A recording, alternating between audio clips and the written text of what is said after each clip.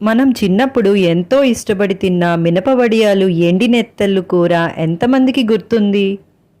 ఈరోజు స్పెషల్ ఎండి నెత్తళ్ళు మినప వడియాలు కూర. ఈ మినప వడియాలు నేనే చేసుకున్నాను. పప్పుని నానబెట్టుకొని రుబ్బుకొని అందులో కొంచెం సాల్ట్ కలిపి ఎండబెట్టాలి. ఈ వడియాలు ఫ్రెష్గా ఎన్ని రోజులైనా ఉంటాయి. ఎయిర్ టైట్ బాక్స్లో వేసి మనం ఫ్రిడ్జ్లో పెట్టుకుంటే ఇంకా బాగుంటుంది.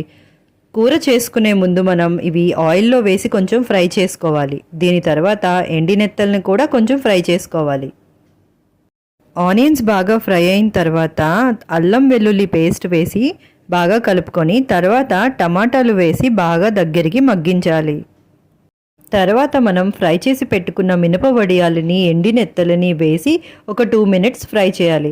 ఆ ఫ్రై అయిన తర్వాత కొంచెం వాటర్ యాడ్ చేసి మళ్ళీ మూత పెట్టుకొని దగ్గర పడే వరకు ఉండాలి. లాస్ట్లో మనం టేస్ట్ చూసుకొని అయిపోతే దించుకోవాలి.